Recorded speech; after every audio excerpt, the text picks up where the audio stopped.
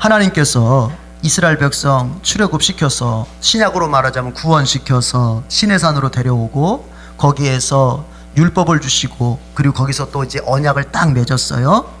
그리고 난 다음에 하나님께서 내가 너희 가운데 거하고 싶다, 내가 너희와 동행하고 싶다, 그러니 너희들 나를 위해서 성막을 만들어라 해서 이제 하나님께서 성막 설계도를 모세를 통해서 주셨어요. 그래서 25장부터는 성막에 대한 이야기가 쭉 나오잖아요. 성막의 그 내부에서부터 외부로 이렇게. 그런 가운데 하나님께서 갑자기 이제 제사장에 대한 얘기를 하세요. 그러니까 성막을 먼저 하나님께서 전체적으로 만들어 놓으신 다음에 그 성막에서 봉사하게 될 제사장에 대해서 이제 말씀하시는 거예요. 결국 중요한 건 사람이거든요. 시스템이 갖춰져 있어도 그 시스템을 운용할 수 있는 사람이 없으면 의미가 없어요. 그렇잖아요? 그러니까 하나님께서 이제 그 성막에서 하나님께 제사의 봉사를 하게 될 제사장에 대해서 말씀하시는데, 먼저는 제사장이 입을 옷에 대해서, 물론 1절에서 선택하셨죠. 아론의 가문을 내가 제사장으로 선택하겠다, 나의 제사장으로 선택하겠다. 그리고 이제 그들이 입을 거룩한 옷을 만들어라 해가지고 이제 하나님께서 28장에서는 제사장들이 입을 옷에 대해서 설명을 하셨어요. 자, 한번 복습해 보죠. 여러분, 대제사장이 입을 옷이 어떤 게 있었어요?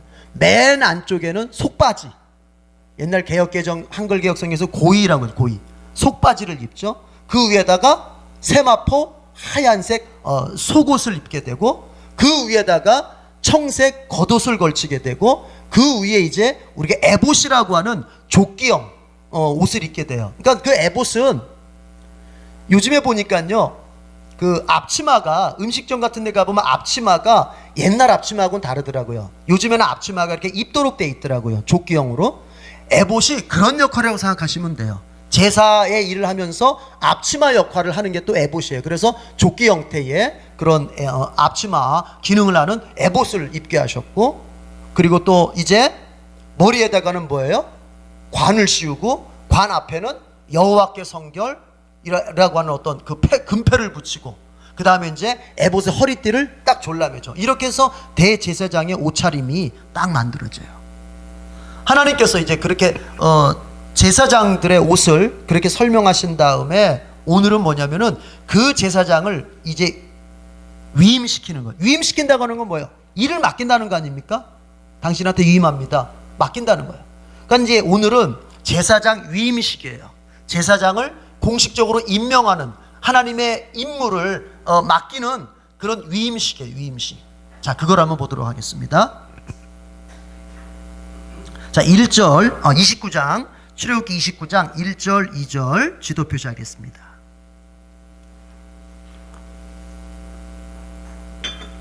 출애굽기 29장 1절 2절 지도 표시하죠.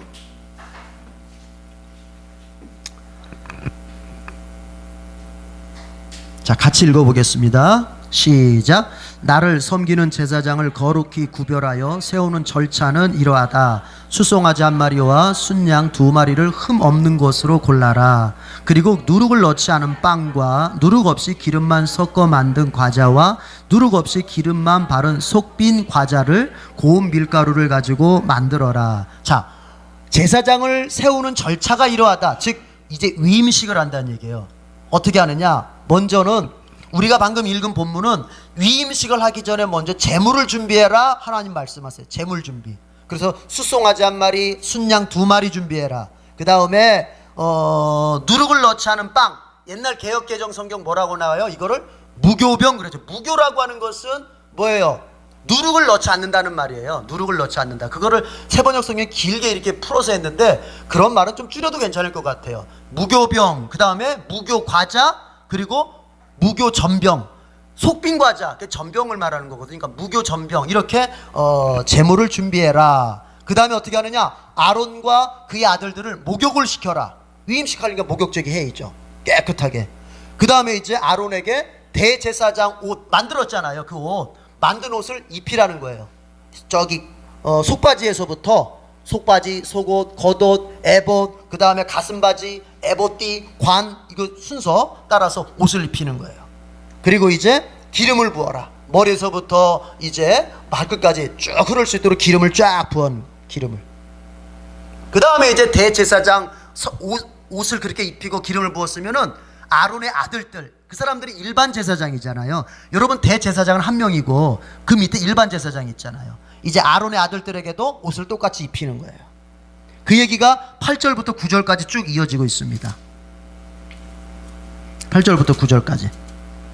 자, 그렇게 해서 이제 위임식을 준비하는데, 7절 표시 안 했군요. 7절 같이 7절 망원경 표시하고 같이 읽어보겠습니다. 7절. 7절 나침반 표시, 죄송합니다. 7절 나침반 표시하고 같이 읽어보겠습니다. 시작. 그리고 거룩하게 구별하는 데 쓰는 기름을 가져. 이게 관유예요, 관유. 예. 시작. 그의 머리 위에 부어 그를 거룩하게 구별하여라. 방금 말씀드린 것처럼 옷을 다 입힌 다음에 이제 기름을 부어서, 옛날 우리 관유라 그랬죠. 이걸 관유. 거룩하게 구별하는 기름을 부어서 이제 아론을 대제사장으로서 딱 거룩하게 구별을 하는 거예요. 그러니까 하나님의 일꾼들은요, 여러분, 구별된 사람들이에요. 주님을 위해서 일하는 사람은요, 같은 성도라고 하더라도, 교회 안에 같은 성도라고 하더라도요, 여러분, 주님을 위해서 일하는 사람과 일하지 않는 사람은 분명히 구별됨이 있는 거예요. 왜냐하면 주님은 주님의 일을 위해서 누군가를 구별해서 사용하시지 그냥 막 사용하시는 게 아니에요. 그래서 지금 대제사장을 그렇게 구별해라. 우리가 기름을, 구약에서 기름을 붓는다고 할 때 그 기름은 신약에서 성령을 의미해요. 성령을. 그럼 보세요. 한번 이렇게 쉽게 이해할 수 있어요. 대제사장을 선택하고 제사장을 선택해서 거기다가 뭘 부어요? 기름을 붓고 있어요. 그럼 뭐겠어요? 주님의 일을 하려고 하는 사람에게 제일 필요한 게 뭐겠어요? 성령이에요. 성령. 그래서 예수님도 승천하시면서 제자들에게 뭐라고 얘기합니까? 성령이 너에게 임하실 것이고 그분이 너에게 권능을 주어서 땅끝까지 증인된 사역 감당하게 될 것이다. 일이 먼저가 아니라 먼저 성령의 권능을 받는 게 먼저다. 심지어 누가복음에서는 예수님께서 제자들에게 이렇게까지 말씀하시죠. 너희가 위로부터 능력이 입히올 때까지. 그 위로부터 능력이라고 하는 게 바로 사도행전 1장 8절에 사도행전도 누가가 썼잖아요. 그러니까 위로부터 능력이라고 하는 게 사도행전 1장 8절에서 성령의 권능을 말하는 거예요. 그 위로부터 능력이 입히올 때까지 너희는 어디를 떠나지 말아라? 예루살렘을 떠나지 말아라. 그렇게 얘기하는 거예요. 전도하러 가는 게 중요하고 급하고 땅끝까지 복음 전해서 달려가야 될 사람들한테 예수님께서 떠나지 말고 있으라는 거예요. 언제까지? 위로부터 능력을 입을 때까지, 입히올 때까지. 위로부터 약속하신 성령이 내려와서 너희에게 권능을 줄 때까지. 그래서 주님의 일을 하겠다고 마음속에 결심이 있는 사람은 이것부터 해야 돼요. 뭐부터 해야 돼요? 성령 충만부터 받아야 돼요. 성령의 권능부터 받아야 돼요. 왜 봉사하다가 그 마음이 좌절되고, 왜 봉사하다가 여러분 왜 시험 들고, 왜 봉사하다가 자꾸 이 마음, 이 삶의 어려움을 이겨내질 못합니까? 내 힘으로 하니까 그런 거야. 내 힘으로. 성령이 나를 붙잡아서 성령이 나에게 권능을 주어서 일을 하게 하면요, 어려움이 와요. 안 오는 게 아니에요. 그런데 감당해내요. 그런데 성령의 권능에 사로잡혀서 일하지 않으면 내가 시간이 남을 때는 주의 일하고 시간이 없을 때는 주님의 일 두 번째로 내던지게 되는 거예요. 왜? 내 힘으로 해야 되는데 이 일도 내 힘으로 하고 저 일도 내 힘으로 할 여력이 없는 거예요. 인간은 한 가지 일밖에 못하니까. 그게. 그러나 성령에 사로잡히면은 내가 이 일도 감당할 수 있고 저 일도 감당할 수 있어요. 하나님의 일도 감당하면서 내가 감당해야 될 가정의 일, 직장의 일도 감당할 수 있게 되는 거예요. 그래서 끝까지 감당하는 거예요. 그래서 하나님께서 대제사장을 세우면서 먼저 이렇게 보여주는 거예요. 머리에다 기름을 부어라. 여기 계신 우리 성도님들 한번 잘 생각해 봐요. 나는 성령으로 충만하게 젖어 있는가? 나는 성령의 권능을 가지고 일을 하는가? 잘 생각해 봐야 돼요. 우리 주님께서 여러분에게 성령의 권능을 주신 줄로 믿습니다. 그러면 그게 언제 나타나요? 봉사하고 일할 때 나타나는 거예요. 뭐 이런 얘기 좀 어떨지 모르겠지만 여러분 보세요. 이게 내가 뭘 잘하는지 못하는지는 여러분 언제 나타나냐면은 머릿속으로 생각한다고 해서 아는 게 아니에요. 내가 그쪽 분야의 일을 해볼 때 아, 내가 이쪽에 능력이 있구나 없구나가 나오는 거예요. 무술을 하는 사람하고 깡패들하고 싸움 붙으면 누가 이길 것 같아요? 깡패들이 이겨요. 깡패들이. 무술을 전혀 안 한 깡패들이, 조폭들이 무술한 사람을 이길 수 있어요. 왜 그럴까요? 무술한 사람들은 체육관에서는 열심히 했을지 몰라요. 그러나 뭘 안 뛰어봤어요? 실전을 뛰어본 적이 없어요. 실전을. 목숨을 내걸고 해야 될 싸움을 해본 적이 없어요. 그러나 조폭들은 어때요? 비유가 조금 이상해서 이해하세요. 조폭들은 어때요? 자기 목숨을 내걸고 맨날 싸워요. 맨날. 그러면서 뭐가 길러져요? 실전의 능력이 길러지는 거예요. 내가 성령의 권능을 받았다. 내가 성령의 능력을 받았다. 그거 맨날 입으로만 반복한다고 그게 다가 아니에요. 그런다고 나타나는 게 아니에요. 뭘 해봐야 돼요? 실전을 떼어봐야 돼요. 실전을. 찬양대도 해보고 교회 주일학교 교사도 해보고 교회에서 험한 봉사가 있다고 하면은 피할 게 아니라 아, 그건 내가 해보겠다고 뛰어들어보고, 그럴 때 내가 정말 내 안에 성령의 권능이 있는지 없는지가 확인이 되는 거예요. 그 실전이 뭐예요? 봉사예요. 봉사. 여러분 아시겠어요? 옛날에 한창 뭐가 유행이었어요? 은사. 이 사람이 은사가 뭔지 그걸 어떻게 찾았어요? 피터 와그너가 개발한 은사 찾기 목록이 있었어요. 그래가지고 막 뭘 써. 무슨 인성 검사할 때, 적성 검사할 때 쓰는 것처럼 막 뭘 기록해요. 그리고 나서 당신의 은사는 이거예요. 내가 볼 때 그거는 웃긴 거예요. 무슨 은사를 종이로 검사합니까? 은사는 그렇게 검사하는 게 아니에요. 여러분이 교회 안에서 이 일 저 일, 찬양대도 해보고 교사도 해보고 그 다음에 구역장도 해보고 내가 또 식당 봉사도 해보고 여러 가지 봉사, 우리 뭐 교회가 많은 봉사를 하는 건 아니지만 그런 봉사들을 내가 해보면서 아하, 내가 이쪽에 더 능력이 있고 이쪽에 더 즐거움이 있고 이쪽에 더 내가 열매가 맺어지는 게 있구나. 그게 그 사람의 은사예요. 그렇게 뛰는 거예요. 이 얘기 제가 만들어서 한 얘기 아니에요. 제가 만들어낸 얘기면 신빙성이 좀 떨어지겠죠. 세들백 교회 개척하신 거 리고렉 목사님이 자기네 교회에서 은사를 발견할 때 그런 식으로 한다 이런 얘기 해요. 맞아요. 여러분이 아직도 은사, 내 은사, 하나님이 내게 주신 은사가 뭔지, 도대체 하나님이 내게 하나님의 나라를 위해서 일할 수 있는 어떤 능력을 주셨는지 잘 모르겠다. 그러면 이렇게 거꾸로 생각해 볼 수 있어요. 여러분은 아직 봉사를 다양하게 안 해보신 거예요. 봉사를 아직 깊게 안 해보신 거예요. 그렇기 때문에 자기 은사를 모르는 거예요. 봉사해보면 분명히 압니다. 여러분 저는 말로 하는 봉사를 해야지. 제가 입만 살았잖아요. 제가 말로 하는 봉사를 해야지 다른 봉사는 제가 잘할 수 있겠어요? 못하는 거예요. 왜요? 어떻게 알아요?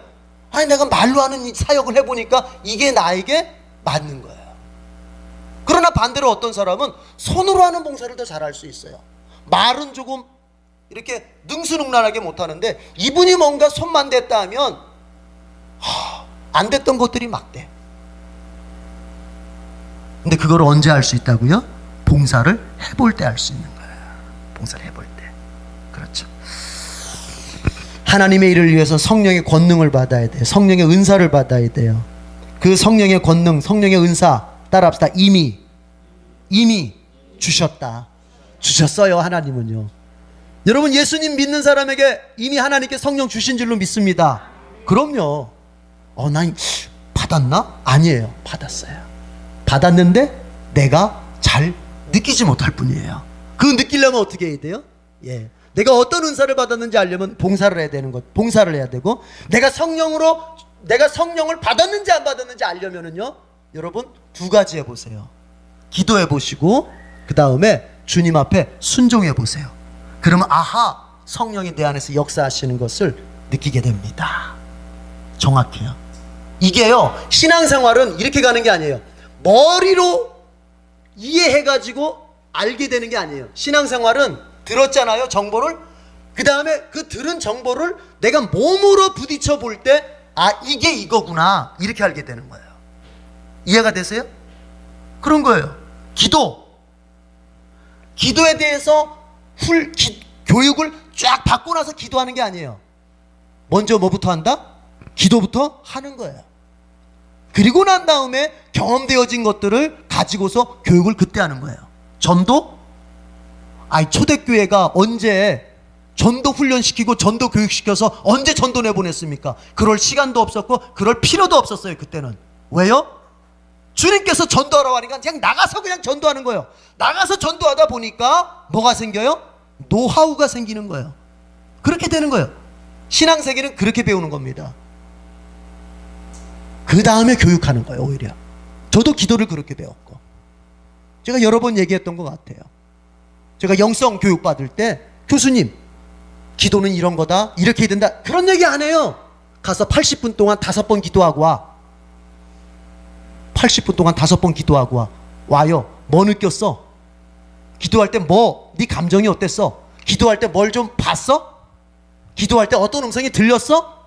예, 이런데요, 저런데요. 그건 이거야. 그때 코치해 주는 거예요. 그때 코치. 그리고 나서 다시 80분 동안 5번 또 기도하고 와. 이렇게 되는 거예요. 신앙생활은 그렇게 배우는 거예요. 예. 자, 두 번째 단락을 봅시다. 먼저 재물 준비했죠, 그렇게. 예. 그리고 이제 씻기고 옷 입히고 했죠. 14절 지도 표시해 보겠습니다. 14절 지도 표시. 다 같이 읽겠습니다. 시작. 수소의 고기와 가죽과 똥은 진 밖에서 불에 태워라. 이것이 바로 속죄의 제사이다. 자, 18절 지도 표시하세요. 18절 지도 표시입니다. 14절에서 속죄의 제사를 받고요. 속죄제. 자, 18절 다 같이 읽어볼게요. 지도 표시하고 시작. 이렇게 하여 그 순양 전체를 제단 위에서 통째로 살라 바쳐라. 이것이 바로 나 주에게 드리는 번제이며 이것이 바로 향기로 나 주를 기쁘게 살라 바치는 제물이다. 하나 더 봅니다. 28절 지도 표시하겠습니다. 28절. 18절은 번제였어요. 28절 다 같이 시작. 이것을 들어올려 바친 제물이므로 아론과 그의 아들들이 이스라엘 자손에게서 받을 영원한 분깃이다. 이 제물은 이스라엘 자손이 그들의 화목 제물로 나 주에게 들어올려 바친 제물이다. 자, 보세요 여러분. 앞에서 하나님께서 위임식을 하기 위해서 필요한 거 제물 준비하라 그랬죠. 대표적으로 수소 1마리, 순양 2마리 준비해라. 그리고 무교병, 무교과자, 무교전병 준비해라. 이제 그거 사용해서 제사 먼저 드리는 거예요, 하나님께서. 그래서 제일 먼저 드린 제사가 뭐냐면 속죄제사예요. 제사장이 되려고 하는 너희들, 그들의 죄를 씻는 속죄제사를 먼저 드리는 거예요. 소를 잡아가지고, 소를 잡아서. 지금 그 얘기예요. 뭐 더 자세한 얘기는 여러분 성경 읽어보시고요. 두 번째서는 뭐냐면은 이제 양 1마리 끌고 왔잖아요. 양 2마리였으니까 순양 1마리 끌고 와서 그것을 완전히 불태워서 번제를 드려요. 번제.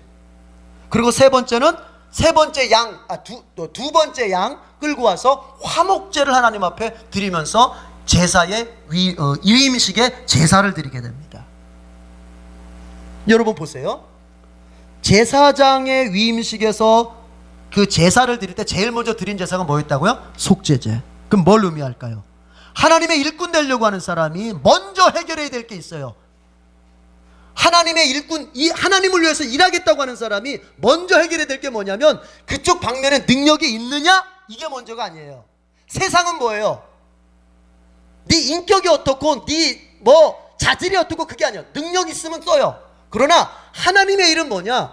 능력이 먼저가 아니에요. 너 죄 문제 해결했어? 죄 문제 해결이 먼저예요. 죄 문제 해결. 이건 제사장하고만 관련된 게 아니에요. 우리 그리스도인들이 하나님을 위해서 뭔가를 한다.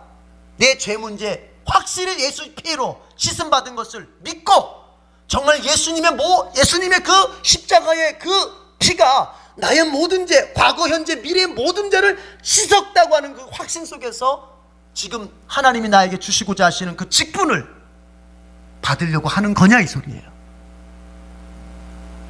내가 어렸을 때 들었던 이야기 중에 하나가요, 뭐냐면은 어떤 목사님이 계셨는데 그 목사님이 목회를 하면서 계속 고민했던 게 뭔가, 나 정말 구원 받은 사람인가? 이것 가지고 고민하면서 목회를 하고 그렇게 했다는 거예요. 제가 어렸을 때 중고등부 때 들었던 설교예요.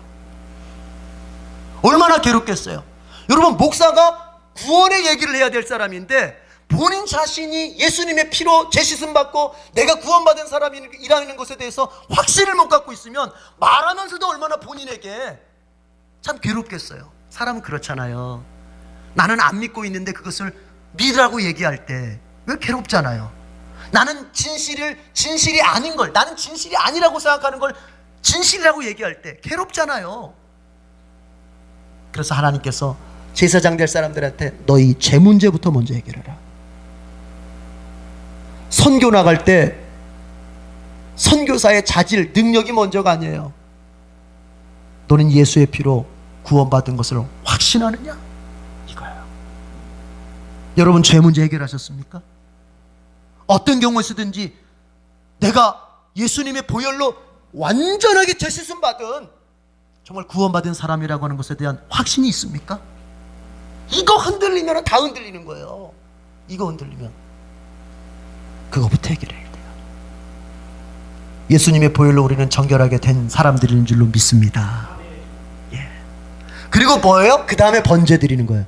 여러분, 속죄제하고 번제하고 태워서 바치는 거는 마찬가지예요. 비슷해요. 그런데요, 보세요. 속죄제는 태울 때 어떤 것만 태우냐면, 쉽게 얘기하면요, 기름기만 태워서 바쳐요. 속죄제는. 나머지는, 여러분 14절 아까 우리 읽었죠. 고기와 가죽과 똥은, 쉽게 말하면은 기름만 빼고 나머지는 어떻게 알아? 다 갖다 버리는 거예요. 짐 밖에 가서 태워버리는 거예요. 번제단에서 안 태워요. 번제단에서 태우는 건 뭐만 태워? 기름만 태우는 거예요. 기름만. 이게 이유가 있어요. 여러분, 중동지방에서는요, 중동지방에서 뿐만 아니라, 여러분, 기름이라고 하는 거 뭐냐면 짐승에게서 기름은요, 따라합시다, 생명의 원동력, 그 짐승에게 힘을 주고 생명을 주는 원천이에요. 그거를 다 제거해서 그거를 하나님 앞에 바치는 거예요. 그러므로 쉽게 얘기하면은 하나님께 가장 좋은 것을 바치는 거예요. 그 사람의 원천을 바치는 거니까. 예, 이 사람들은 그렇게 이해를 하는 거예요. 그런데 번제는 뭐냐? 속죄제는 이렇게 기름만 바칠 때, 번제는 뭐냐? 다 바쳐요. 뼈까지 다 태워버려요. 그러니까 번제를 가리켜서 우리가 레위기 때 공부를 하겠지만, 번제의 가장 큰 의미는 뭐냐면은 온전한 헌신이에요. 온전한 헌신. 왜요? 다 태워서 드리니까. 여러분, 누가 충성된 사람입니까? 90% 헌신하는 사람? 아닙니다. 100%예요. 우리가 주님 앞에 드릴 때는요, 100% 드릴 때 헌신이라고 말하는 거예요. 아멘 하시겠어요? 못 하시겠어요? 아니, 성경의 얘기가 그렇다는 거예요. 제가 그렇게 하고 있으니까 여러분도 그렇게 하십시오, 이게 아닙니다. 성경이 가르쳐요. 번제라고 하는 그 제사를 통해서 하나님이 우리에게 가르쳐주는 제사는, 번제는 하나도 남김없이 태워서 하나님께 올려드리는. 그래서 뭐라고 얘기합니까? 18절에서 이것이 바로 나 주에게 드리는 번제이며 이것이 바로 향기로운 나 주를 기쁘게 살라 바치는 제물이다. 하나님은 언제 기뻐하십니까? 우리가 주님 앞에 하나도 인색하지 않고, 주님 앞에 하나도 아까워하지 않고 내 자신을 온전히 바칠 때 하나님 기뻐하시는 거야.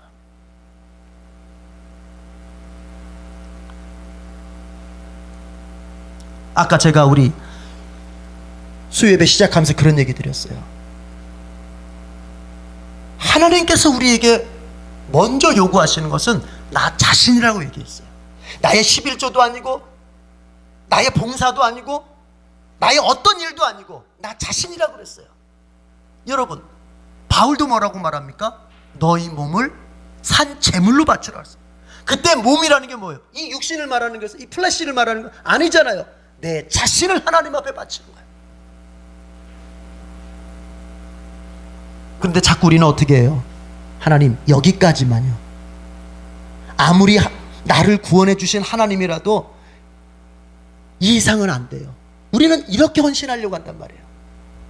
온전하게 내드리는 게 아니라, 하나님 앞에 나 자신을 다 내드리는 게 아니라, 내가 딱 울타리를 쳐요. 여기까지만요. 적어도 내 자존심이에요. 여기는 내가 제일 소중히 여기는 거예요. 여기까지만이에요. 그러면 번제가 안 되는 거예요. 구약의 번제가 우리에게 의미하는 바는, 따라합시다, 다 드리는 것이다. 다 내어드리는 것이다. 그런 의미예요. 그런 의미. 어렵지요. 그러나 이렇게 가는 것이 구원에 감격한 신자의 도리예요. 그 다음에 뭐예요? 화목제예요. 화목제. 이제 뭐예요, 여러분? 하나님 앞에 충성한다. 좋습니다. 그런데 충성을 하는데, 다 바치긴 바치는데 하나님과 매일매일을 교통하고 하나님과의 화목됨을 누리지 못하고 그냥 이거 안 바치면 하나님 나 벌 주시겠지? 나 주일날 교회 안 가면 하나님 일주일 동안 뭔 일 생기게 하시겠지? 내가 기도 안 하면 내 자식한테 뭔가 어려운 일 생기겠지? 내가 하나님 앞에 11조 안 하면 뭔가 이번 달에 큰 경제적 어려움을 당하겠지? 뭔가 하나님과 나 사이에 화목됨, 하나님과 나 사이에 사랑, 하나님과 나 사이에 친밀함을 누리는 게 아니라 내가 보험 드러내기 위해서 하나님과 뭔가 타협하는, 매일매일이 하나님과 함께하는, 그분과 친밀하게 살아가는 그런 게 우리에게 필요한 거예요. 그래서 일꾼이 되기 위해서는 여러분 먼저 필요한 게 뭐예요? 예수님 안에서 내 제 문제 해결해야 돼요. 내가 구원받은 사람이라는 것에 대한 분명한 확신과 그 감격이 있어야 돼요. 두 번째는 뭐예요? 내가 온전히 충성을 해야 돼요. 울타리 치지 마세요. 하나님 이건 안 돼요, 이런 말 하지 마세요. 이건 안 돼요는 없어요. 내가 하나님 거예요. 그리고 뭐예요? 매일매일이 하나님과 화목하게 사는 거예요. 화목하게. 그러려면 뭐예요? 내가 죄에서 점점 멀어질수록 하나님과 화목해지는 거예요. 오늘 성경이 그것을 가르쳐주고 있어요. 여러분, 자꾸 어떤 사람들은 사역을 먼저 생각해요. 심지어는 여러분 이렇게 말하는 사람도 제가 들었어요. 우리 교회 오신 분들 가운데서 이런 분도 있었어요. 저는 주님의 일을 좀 많이 해야 돼서요, 주님의 일을 많이 해야 돼서 제가 사명을 따라서 또 다른 데로 간다. 여러분, 사역이 먼저가 아니에요. 뭐가 먼저예요? 내가 하나님 앞에서 내 자신을 내어드리는 것이 먼저예요. 내어드리는 것이. 일이 먼저가 아니에요. 내 자신을 하나님 앞에 100% 내어드리는 것이, 그 훈련이 먼저라고요. 그 훈련이 된 다음에 선교사로 가든 목회자로 가든 뭐 사명을 따라가든 그렇게 하는 거예요. 이해하시겠습니까? 예. 자,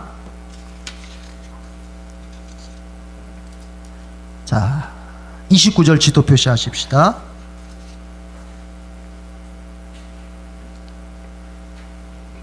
다 같이 읽어보겠습니다. 시작. 아론의 거룩한 옷은 그의 자손들에게 물려주어서 그들이 제사장 위임식 때에 그것을 입고 기름 부음을 받게 하여라. 대제사장이 입었던 옷을 자기 아들에게 물려주어라, 그런 얘기입니다. 자, 33절 나침반 표시하고 읽어봅니다. 자, 빨리 읽어보겠습니다. 시작. 이것은 그들을 거룩히 구별하여 제사장으로 세우고 속죄의 제물로 바친 것이므로 그들만이 먹을 수 있다. 이것은 거룩한 것이므로 다른 사람은 먹을 수 없다. 이제 위임식 때 제물로 드렸던 것들 중에서 이제 제사장들이 먹을 수 있는 게 있어요. 그것을 거룩한 곳에서 먹어라. 절대로 바꿔 나가면 안 돼요. 뜰에서 거룩한 곳에서 먹어야 돼요. 네. 자, 한 번 더 합니다. 37절 나침반 표시합니다. 나침반 표시 37절 시작. 너는 이레 동안 제단 위에 속죄 제물을 드려서 제단을 거룩하게 하여라. 그렇게 하면 그 제단은 가장 거룩하게 되고 그 제단에 닿는 것도 모두 거룩하게 될 것이다. 여기서는 지금 뭐냐면 세 번째 단락은 제사장 이임식에서 또 다양한 이야기를 하나님께서 하세요. 그걸 다 설명할 수는 없지만 여러분 이거 하나만 얘기합시다. 대제사장 아론이 입었던 옷, 이제 아론이 죽고 그 아들이 대제사장을 승계받을 때 그 아론이 입었던 옷을 그 아들에게 물려주라는 거예요. 아들에게. 여러분, 여러분이 예수님 믿고 정말 믿음으로 살았던 그 삶의 옷을 여러분 자녀들에게 입혀줄 수 있어야 돼요. 그게 바로 믿음의 전수예요. 하나님께서 가정을 주신 것은 바로 하나님을 섬기는 그 믿음의 전수가 계속 이어지라고 가정을 주시는 거예요. 그래서 부모된 우리가 정말 힘써야 할 것은 뭐냐면은, 가르치기 이전에 내 자녀에 대해서 이렇게 하라 저렇게 하라, 이렇게 예수 믿고 저렇게 예수 믿어라 가르치기 전에 내 자신이 먼저 하나님 앞에 온전한 헌신,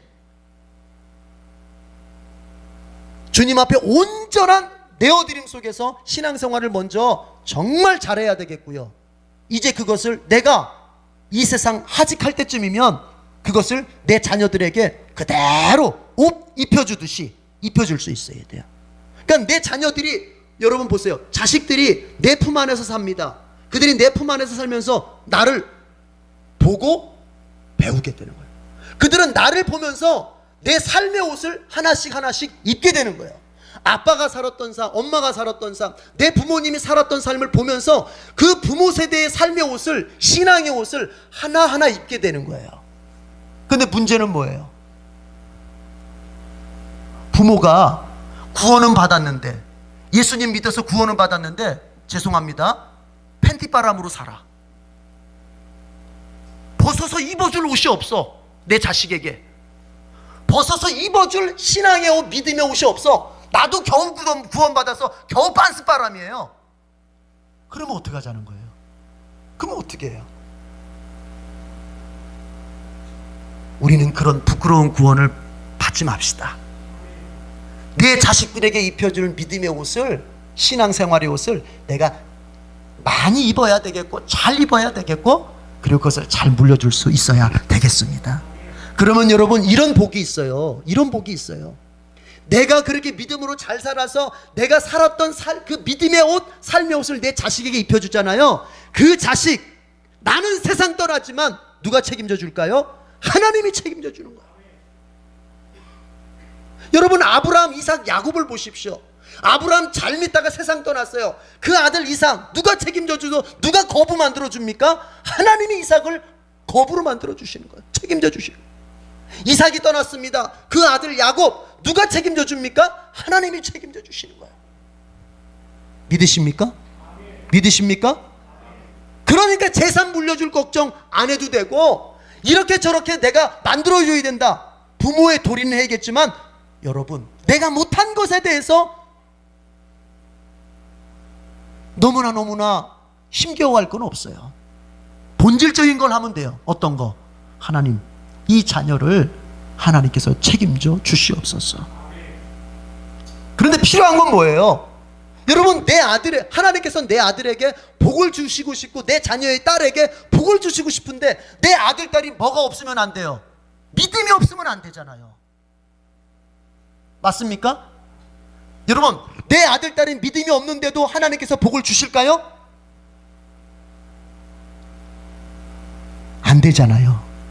내 아들, 딸이 믿음이 있어야 되잖아요. 그런데 그 믿음이 똑같아요, 여러분. 그 믿음이 하루아침에 생겨요? 내가 죄 용서받고 하나님 앞에서 내가 구원받는 믿음은 하루아침에 생겨요. 그러나 구원받은 이후에 하나님 앞에서 성장해가는 믿음이 있잖아요. 소위 쉽게 말합시다, 성화의 믿음은 하루아침에 생겨요? 그렇게 되질 않아요. 하루아침에 생기질 않아요.